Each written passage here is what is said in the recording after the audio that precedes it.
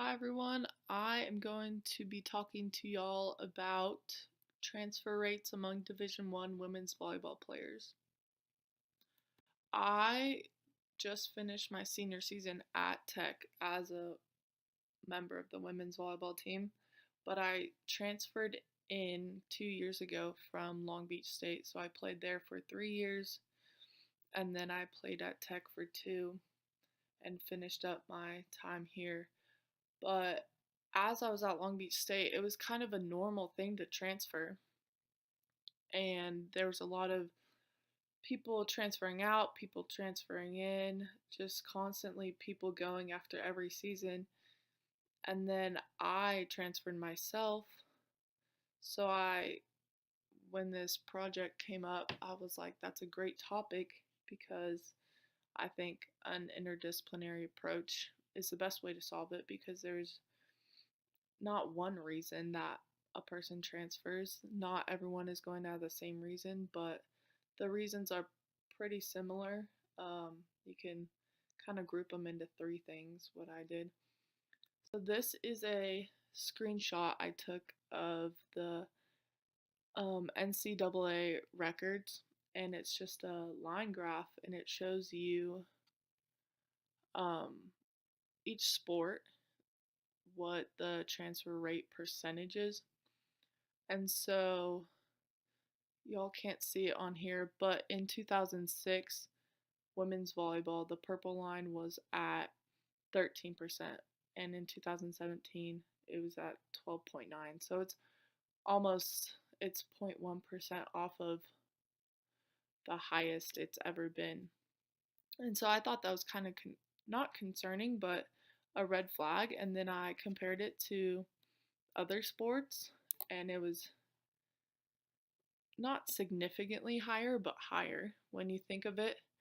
And I think there's obviously more women's volleyball teams than there are women's water polo. So I think that's a reason why they don't have as many transfers. But there's a lot of schools to pick from. There's 600 Division 1 women's volleyball schools. And so I think it's easy for players to not be happy and see an opportunity somewhere else and then they go and take it. So I picked this topic because I thought that an interdisciplinary approach would be best to handle it because not everyone's story or transfer reason is the same. I think you can narrow it down to a couple things and it'll uh, kind of bunch people up together. So, the first thing I want to talk about is the new and improved communication channels. Um, we're talking about social media platforms, phone calls, and mainly focusing on the recruiting process here. And I'll get to that later, how that kind of works. And then I grouped together social media and marketing because I think that's a big reason why young athletes commit to places and then they find out they're unhappy. And not lastly, but um, Generation Y and their need for instant gratification. This was an interesting one to research because there's actually a lot of studies on Generation Y and their instant gratification needs. And I do think that is a big reason why athletes transfer. And then, obviously, an interdisciplinary approach is good because there's not one concrete answer to this problem. So, going back to communication channels, I'm just going to fill you in on the recruiting process and how it takes place. Usually, when an athlete is around 15, it varies in age for the athlete, but when they're in high school, they get contacted by um, colleges that have seen them play and are interested in them, but they can only get contacted by mail, so they can get letters if they're under 16 or your junior year in high school. And so the NCAA has a rule that the athlete can call the coach, but the coach cannot call the athlete. They can write them letters and say, "Hey, we're interested in you," um, but that's about it. They can send them. They usually just send them, um, like, "Here, look at our school. These are trying to get them on campus. Look at what we have. Blah blah blah. Fill out this brochure. Get back to us. Just some basic information, height, what you like to do, random, just kind of icebreaker things." And then those, so your coaches mainly, so your high school coach or your club volleyball coach, they will contact the college coach and say, "Hey, this person's available at 6 o'clock to call you." So they're like, "Okay." The 15-year-old is calling the college coach, and they're about to have a conversation. And I think that's where um, things go wrong, because an adult is an authority figure for this 15-year-old, and the 15-year-old's going to believe anything that the adult says because they're in this position of power. And I think that's where the age difference may cause an interpersonal gap, meaning that um, you're not connected.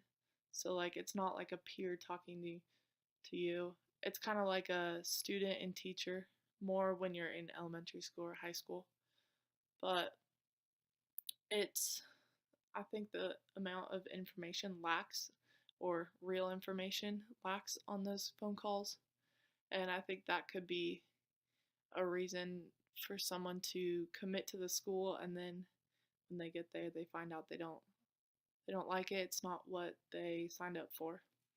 Um, the channels of communication. So I found out that um, college football uses Twitter DMing to recruit kids.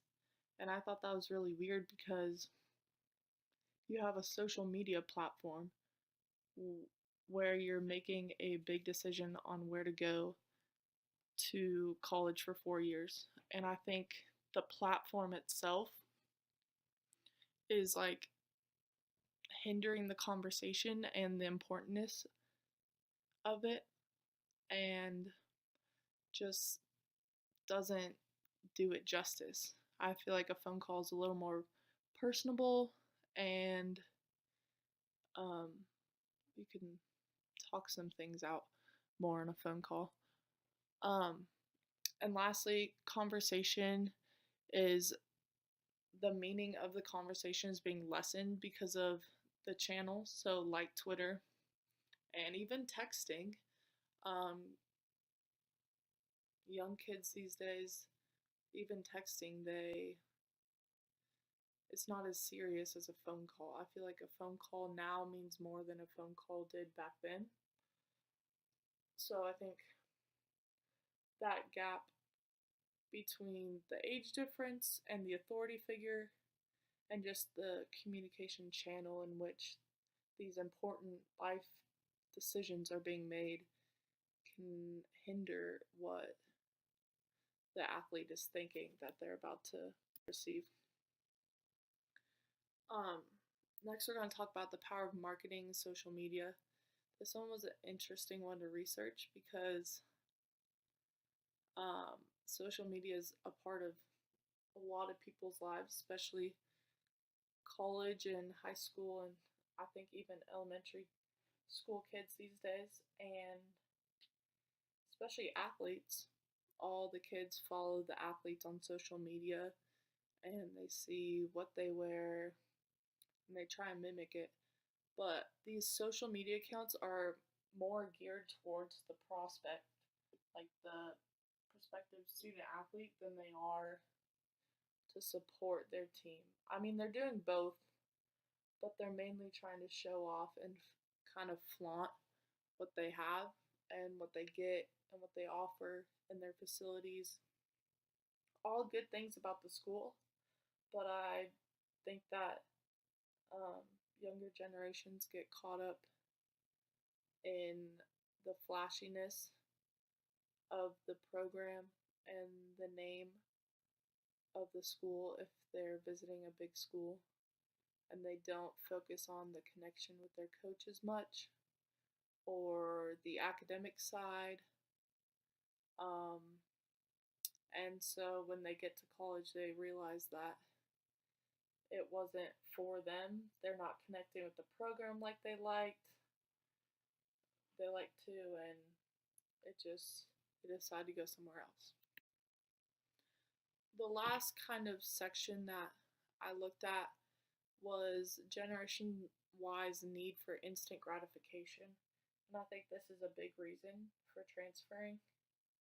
Um, millennials are included in Generation Y, but these days, a lot of studies are saying that young teens need instant gratification for things that they do and how they grew up with technology at their fingertips.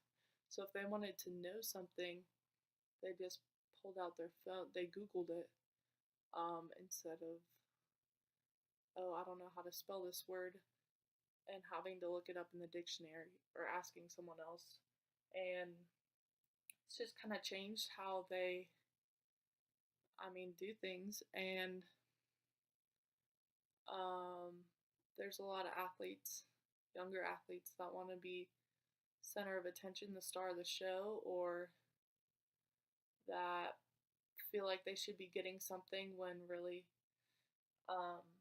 they shouldn't. And so this is a big reason that they can see that, oh, I can go to another place and get it, and it won't cost me anything. It's just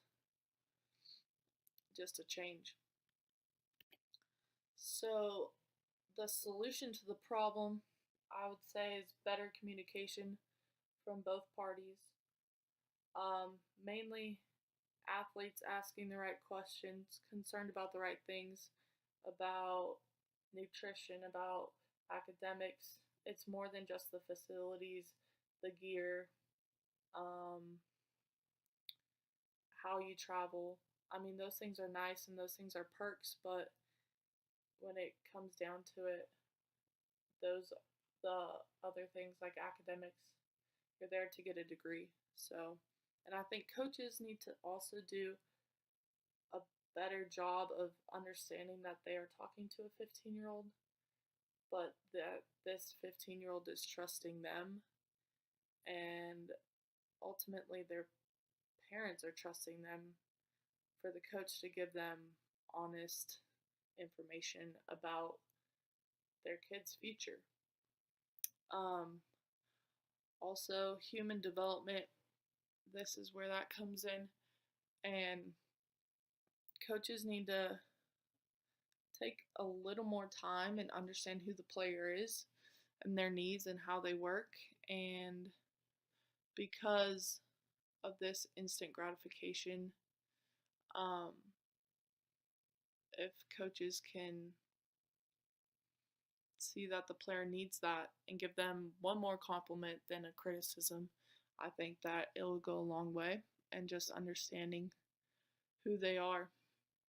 And then lastly, just marketing strategies and knowing what the perks are, but also that they are not needs, and that um, the athlete needs to look further than just what is being posted on social media, because it's not always true. Thank you for listening to my presentation.